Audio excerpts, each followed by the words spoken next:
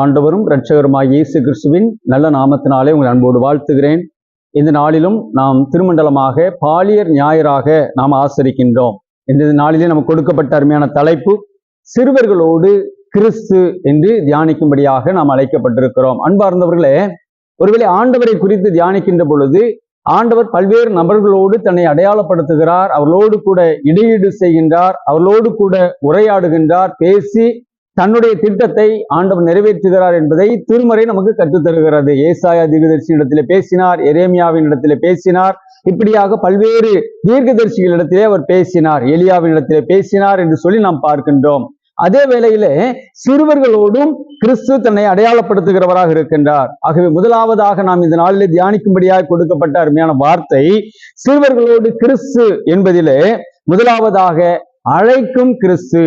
அழைக்கும் கிறிஸ்து அவர் சிறுவர்களையும் அழைக்கின்றவராக இருக்கின்றார். இதற்காக நமக்கு கொடுக்கப்பட்ட அருமையான திருமறை பகுதி 1 சாமுவேலின் புத்தகம் 2ஆம் அதிகாரம் 18 முதல் 26 வசனங்கள் வரையில் நீங்கள் படித்து பார்க்கின்ற பொழுது அங்கே சொல்லப்படுகிறது, இந்த சிறு பிள்ளையாகிய சாமுவேல் ஆலயத்திலே வளர்க்கப்பட்டு கொண்டிருக்கிறான். அப்பொழுது அவரிடத்திலே வந்து சாமுவேலே என்று அவர் பெயரை சொல்லி அழைக்கின்றார். அந்த அழைப்பை கேட்டவன் யார் என்று தெரியாமல் திகைக்கிறான். நிறைவாக 3 முறை அழைக்கின்ற பொழுது அங்கே ஏலி சொல்லிக் கொடுத்ததின் அடிப்படையில் அவன் சொல்கிறான், கர்த்தாவே சொல்லும், அடியேன் கேட்கிறேன் என்று சொல்லி அவன் குறிப்பிடுகிறதை பார்க்கிறோம். அந்த நாட்களிலே கர்த்தருடைய வார்த்தை அபூர்வமாய் இருந்தது என்று சொல்லப்படுகிறது. யாரிடத்திலும் கடவுள் பேசுகிறவராக, அடையாளப்படுத்துகிறவராக, அழைக்கிறவராக அவர் காணப்படவில்லை. ஆனால் இந்த சிறு பையனாக, சிறு குழந்தையாக இருந்த சாமுவேலை ஆண்டவர் அழைத்தார். ஆகவே சிறு பிள்ளைகள் மூலமாகவும் ஆண்டவர் பேசுவார், சிறு பிள்ளைகளோடும் ஆண்டவர் இடைபடுவார். அவருடைய அழைப்பை அவர் சிறு பிள்ளைகளோடும் தன்னுடைய இருதயத்தின் பாரத்தை வெளிப்படுத்தி நீ இதையெல்லாம் அறிவிக்க வேண்டும் என்று சொன்னார். அந்த சாமுவேலை கொண்டுதான் ஆண்டவர் உலகத்தை அரசாட்சி செய்கிற முதலாவது அரசனாகிய சவுலை ஆண்டவர் அபிஷேகம் பண்ணினார். அதை தொடர்ந்து தாவீதை அபிஷேகம் பண்ணினார். ஒரு ராஜ்யபாரத்தை உண்டாக்குவதற்கு இந்த அருமையான சாமுவேல் என்கிற சிறு குழந்தையை ஆண்டவர் அழைத்து அவரை தீர்க்கதரிசியாக ஏற்படுத்தி ராஜாக்களை அபிஷேகம் பண்ணுகிற உன்னதமான ஒரு மனிதனாக கொடுத்தார் என்று சொன்னால் அதற்கு ஆண்டவர் சிறு பிள்ளைகளோடு தன்னை அடையாளப்படுத்துகிறவர்களாக, சிறுவர்களோடு கிறிஸ்து தன்னை அடையாளப்படுத்துகிறவராக காணப்படுவதனால்தான் ஆண்டவர் இதை செய்தார். ஆகவே ஒருவேளை யூத பாரம்பரியத்திலே சிறு பிள்ளைகளை நேரடியாக அவர்கள் ஆண்டவரோடு கூட ஒப்பிட்டு பார்ப்பது கிடையாது. சிறு பிள்ளைகளை அவர்கள் முக்கியத்துவம் கொடுப்பது கிடையாது. ஆனால் இப்பொழுது ஆண்டவர் சிறு பிள்ளையை அழைக்கிறார் என்பதை பழைய ஏற்பாட்டின் இந்த வேத பகுதி சுட்டி காட்டுகிறது. சிறு பிள்ளைகளையும் ஆண்டவர் அழைத்து அதிலிருந்து அவர்களை ஊழியத்திற்கு என்று உருவாக்குகின்றார். இரண்டாவது நாம் பார்க்கின்ற பொழுது ஆசீர்வதிக்கும் கிறிஸ்து. கிறிஸ்துவுக்கு பிரியமானவர்களே, ஆண்டவர் ஆசீர்வாதம் என்று சொன்னால் நம்ம நினைக்கிறோம் பொருளாதாரத்தின் அடிப்படையில எனக்கு பொருளாதாரம் பெருக வேண்டும், வீடு பெருக வேண்டும், என்னுடைய குடும்பத்துல நல்ல திருமணம் நடக்கணும், இதெல்லாம் ஆசீர்வாதம் நினைக்கிறோம், உண்மைதான். ஆனால் அதற்கு மேலாக ஆண்டவருடைய ஆசீர்வாதம், ஆண்டவருடைய ஆசீர்வாதம் என்பது லூக்கா 2ஆம் அதிகாரம் 52ஆம் வசனத்திலே இங்கே சொல்லப்படுகிறது.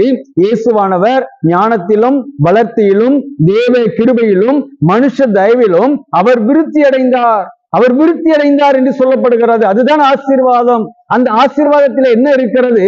கர்த்தருடைய ஞானம் இருக்கிறது. ஆண்டவர் ஒரு மனிதனை வளர்க்கின்ற வளர்ப்பு விகிதம் இருக்கிறது. அதுதான் ஆண்டவர் ஒரு பிள்ளைகளை அரவணைத்து ஆசீர்வதிக்கிறார். ஆண்டவர் இயேசு 12 வயதிலே அவர் தேவாலயத்தில் உயர்ந்த இடத்திலே அமர்ந்திருந்து அங்கு தேவாலயத்தினுடைய மூப்பர்களோடு பெரியவர்களோடு அவர் உரையாடத்தக்கதாக கர்த்தர் அவருக்கு விசேஷித்த ஞானத்தை கொடுத்திருந்தார் என்று சொல்லி நாம் பார்க்கிறோம். மார்க்கு சுவிசேஷம் 10ஆம் அதிகாரம் 14, 15, 16 வசனங்களிலே பார்க்கிற பொழுது சிறு பிள்ளைகளை அவர் தொடும்படிக்கு அவரிடத்திலே கொண்டு வந்தார்கள். கொண்டு வந்தவர்களை சீஷர்கள் அதட்டினார்கள்.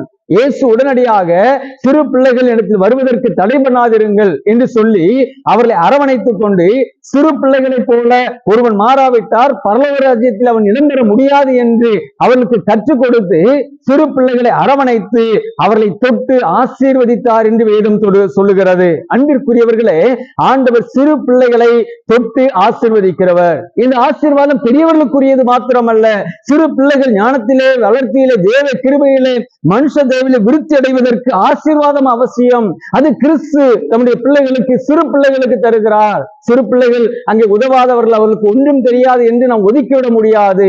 சிறு பிள்ளைகளுக்கு ஆண்டவர் விசேஷித்த ஞானத்தை கொடுத்து ஆசீர்வதிக்கும் கிறிஸ்துவாக அவர்களோடு கூட தன்னை அடையாளப்படுத்துகிறார் என்பதை வேதம் நமக்கு கற்றுத் தருகிறது. மூன்றாவது நாம் பார்க்கின்ற பொழுது ஆலோசனை சொல்லும் கிறிஸ்து. இந்த சிறுவர்களுக்கு ஆண்டவர் ஆலோசனை சொல்லுகிறவராக இருக்கிறார். எபேசியர் 6ஆம் அதிகாரத்தில் நாம் பார்க்கின்ற பொழுது 1 முதல் 4 வசனங்களிலே ஆண்டவர் சொல்லி அங்கே கற்றுக் கொடுக்கிற காரியம், பிள்ளைகளை உங்கள் பெற்றோருக்கு கர்த்தருக்குள் கீழ்ப்படியுங்கள், இது நியாயம். பூமியில உன் வாழ்நாள் நீடித்திருப்பதற்கு உன் தகப்பனையும் தாயையும் கனம் பண்ணுவாயாக அப்படின்னு சொன்ன அந்த பழைய ஏற்பாட்டின் வார்த்தை எடுத்து சொல்லப்படுகிறது. பாருங்கள், பழைய ஏற்பாட்டிலே யாத்திராகமத்தின் புஸ்தகம் 20ஆம் அதிகாரம் 12ஆம் வசனத்திலே ஆண்டவர் கட்டளைகளை கற்றுக் கொடுக்கிறார் இஸ்ரவேல் ஜனங்களுக்கு. அப்படி 10 கட்டளைகளிலே இந்த ஒரு கட்டளை கற்றுக் கொடுக்கிறார். அங்கே நீங்கள் உங்கள் வாழ்நாள் நீடித்திருப்பதற்கு, பூமியிலே வாழ்நாள் நீடித்திருப்பதற்கு உன் தகப்பனையும் தாயையும் கனம் பண்ணுவாயாக. ஒரு ஆலோசனை சொல்லி, பிள்ளைகள் வாழுகிற பொழுது, சிறு பிள்ளைகளா இருக்கிற பொழுது பெற்றோருக்கு கீழ்ப்படிந்து வாழ வேண்டும்.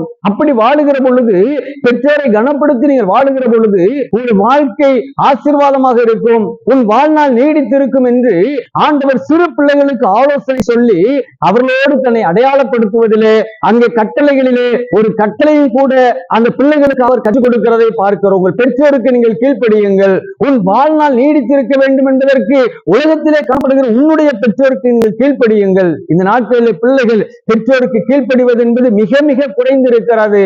பெற்றோர்கள் பிள்ளைகளை கண்டிக்க முடியாத ஒரு சூழ்நிலையில கடந்து சென்று கொண்டிருக்கிறார்கள்.